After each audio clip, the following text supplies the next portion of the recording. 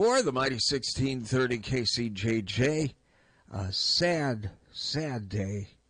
The last visit until next April, May. Well, for this stuff. Lisa Barnes. I'll You got probably other be in stuff. something. Yeah, Yeah. you got Yeah, other there's stuff. fundraisers and stuff in the off season. Yeah. We got the disco ball coming up, and Yeah.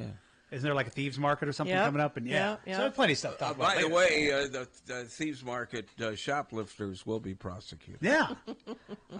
Lisa Barnes is here from the Summer of the Arts. Good morning. Such a beautiful day out there. Yeah, no problem getting here at all. Wow. I said, I was just kind of crawling, trying to make sure that I could actually see the turn. Yeah. So it was a little bit challenging. But yes, we have a special guest. Giannis is here this morning because he is the person that actually chooses the musicians for our last Friday night concert.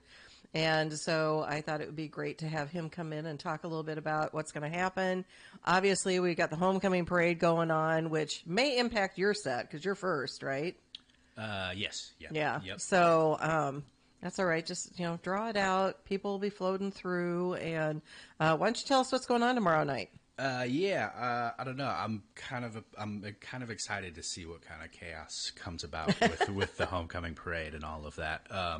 So tomorrow will be a collection of a lot of my favorite musicians all in one place. The band that I'm performing with are absolutely phenomenal. Jack Lyon, who will be closing out the last Friday night concert series, are just a great group of players, and their music is just really different than what I think we tend to usually see at the Friday night concert series. So I'm really excited to sort of bring them to the forefront. Alex Rush will be performing as well, who is just a phenomenal vocalist, and will be joined by Blake Shaw and Dan Padley. Justin LeDuc, who is the drummer for Jack Lyon, is on triple duty tomorrow night. He's played with all three of us. I'm a stagehand by day and night, so making the shift is for between bands is always kind of on my mind, and how we're operating. But everybody is sort of interlinked with each other in one way or another, so it's gonna be a lot of fun. And a little bit of jazz influence there. Yeah. Yep. Absolutely. You're listing all these musicians. I'm like, yeah, they're jazz musicians. Yes, they are. More. Yes, they are. Yes, they typically they kind of come from the jazz world, but they're just vast in how to approach different genres, and can really span across the spectrum of genre. So. And Jack Lyon is little jazz and electronics. Is that right? Yes, they I think I don't know if they would describe it as trip hop, but that's kind of the direction I would lean into. Definitely instrumental, a lot of sort of ambient electronic influence, and just very sort of progressive in the way that jazz is, and a lot of build up and dynamic. And Drew Morton's in that group. Drew right? Morton is in that group, Yeah. and Drew will actually be playing with me tomorrow night too. Oh, so awesome! So yeah, Drew Morton actually interned with Summer of the Arts in 2010. I'm aging him a little bit here. So, and we actually did a creative conversation with him. We've also done with Blake Shaw. So if you go to Summer of the Arts YouTube channel, you can check those out. Very interesting. And, like Giannis plays in a variety of different groups and a variety of different styles. And we love working with you. This is our third year or fourth year? I think this is our third year. Yeah. And we've just said, you decide who's going to play. And he always comes up with something amazing.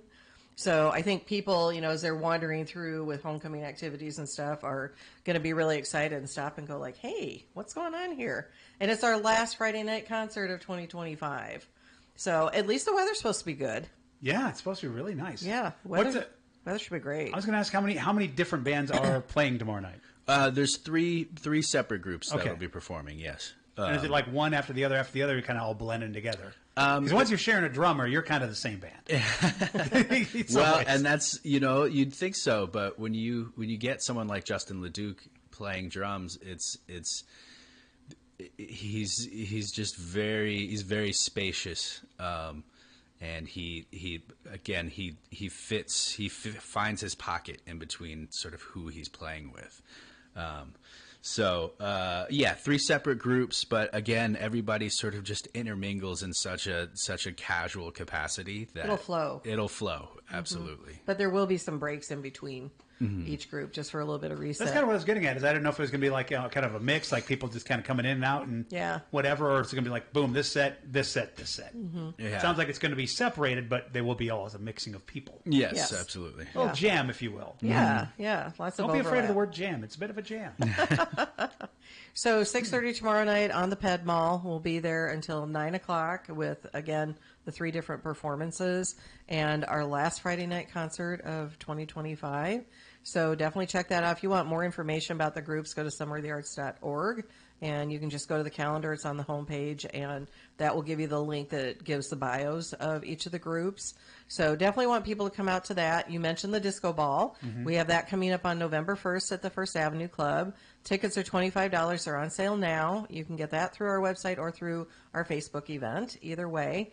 And all of that money goes directly to Summer of the Arts to support our free programming. And then we do have the Holiday Thieves Market, which will be December 6th and 7th at the Hyatt Regency in Coralville.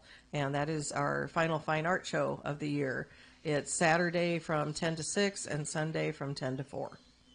And then we look forward again to, when does it start up again? Where do we get the Friday night concerts again in the spring?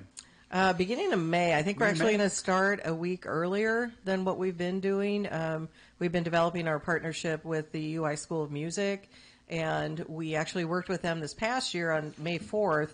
The Black Pop Music Group did a performance on the Ped Mall, and we're looking at kicking off the concert series with them, and then we'll have the UI Steel Band, and then we'll have the high school jazz bands in May. So we basically already got May booked between those 4 different weeks, and then we'll have Arts Fest and go into the rest.